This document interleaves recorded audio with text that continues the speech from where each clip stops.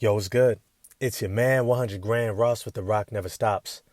Today, I want to do this video on why MVP Luka only shows up when he's playing international competition. Yo, if you enjoyed the video, smash this like button for me, hit subscribe and the bell for notifications. I want to dive into that because I feel like MVP level Luka Doncic is something that we've been waiting to see for a long time. I think it's something that we sometimes see in the playoffs, especially like when they faced the Phoenix Suns a couple seasons ago. And they were, talking trash to him. And all of a sudden he got into his feels and was like, you know what? I'm going to take over and absolutely dominate this playoff series. And he did. But we don't see that level of play from Luka Doncic on a regular basis. Definitely not throughout the regular season.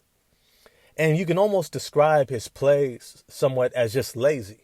Now, I don't want to say completely lazy because he's playing at a high level and that takes a whole lot of effort. But you have to understand that somebody at his level, he does not have to put out the same level of effort to put out the same level of production as most other players do. In other words, he can go 70% and still drop 25 points a game. He can go 50 and 60% and give you 20 points, 8 rebounds, 12 assists, right? His mediocre games are still the majority of NBA players' really good games or even great games. And so when I'm looking at Luka here, I'm somewhat splitting hairs because we're looking at a great player, an all-time great player in terms of talent. He's probably the closest thing we've seen to a Larry Bird since Larry Bird, especially if you want to do the whole white guy on white guy comparison that's, overdone in the NBA, but he's probably the closest thing to it. A player who has mastered his footwork and his skill and has supreme confidence in his game to be able to make adjustments, to be able to read the game at such a high level that he is able to dominate just about any matchup and any situation that he finds himself in. Now, here's the thing. We have long been saying and hailing Luka Doncic the likely next MVP of the league, probably for the past 3 to 4 seasons now. And yet, we have not seen it. His team, I'm not going to say that they have consistently underperformed, but you can't say that they have necessarily maximized what they could potentially do in terms of regular season, right? I don't think they've ever won their division. I don't think they've ever won the West yet, right? Luka has not been an MVP, nor has he been necessarily a top candidate for most valuable player. He has been someone who we have seen perform at a high level. Yes, he's an all-star. Yes, he's all NBA. But we constantly look at him and say, this is not your best. This is not your final form. You are not in Super Saiyan mode yet, for all my anime Dragon Ball Z lovers. He is a player that we look at and we say, you know what? If you only applied yourself a little bit more, whether it's on defense, whether it's staying locked into the game, moving well off the ball, right? Being very definitive and decisive and not settling for step back threes from 35 and 40 feet, right? I'm exaggerating a little bit, but you understand what I'm saying. Luka Doncic has always left something on the table to be desired, except when he's in international competition.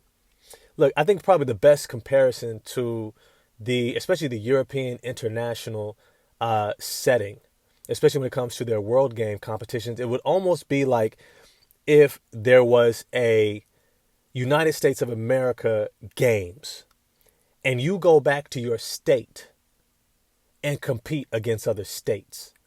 And it's the best players from your state playing against everyone else. Ohio is playing against Illinois. It's playing against California. It's playing against New York. Right? The stakes are that much higher because you're representing not just your country, but everyone who knows you, right, is rooting for you, right? Your family, your friends, the people you grew up with, they are literally the ones rooting for you, not other people who just like the league or like your team in the professional league, right? A Dallas Maverick fan is not the same as a Slovenian fan to Luka Doncic. Right? Being in a fan stacked out stadium of Slovenians going against Lithuania or Germany means 10 times more than Dallas playing the Knicks, even playing the Lakers. Right? It's not the same. And we have to understand this because if we don't understand it, we may misinterpret what we're seeing as almost like he doesn't care. The reality is he just cares more when he's playing for his hometown. And I think all of us could understand that. Now, something that they might want to do is maybe take a page out of the Denver Nuggets book and bring some of Luka's family to come and stay with him in Dallas and be right there in his hometown and build up a whole Slovenian following there in Dallas, right? Create some housing for them, right? And get some of those hometown fans to wave that flag throughout the regular season. Maybe that might motivate him. But I think it's something that is obvious to say when you look at how he competes in international competition. Now, it definitely helps that they don't play as many games, especially back-to-back games. It's not an 82-game season, right? This is a tournament play, right? You might have, 10, 12 to maybe 20 games in international competition throughout the World Games, right? Throughout the Olympics, right? It's completely different. And yet, if you want to pull the best out of somebody who's not from there, you might want to make them feel at home in ways that you may not have thought about in the past. Yo, if you enjoyed this video, I know it's a short one, but it's a thought that I've had and I would love to hear your thoughts on it. Just how good do you think Luka would be if he played for his Dallas Mavericks team like he does for his Slovenian national team? What are the stats you would see that he would put up? How far do you think he could take this team? Do you think he could be even more dominant than a Nikola Jokic? All right. I think he has it in him, but I think his motivations are a little bit different. Get at me in the comments section. Once again, this is Ross with The Rock Never Stops. Smash that like button for me. Hit subscribe and the bell for notifications. And I'm out. Peace.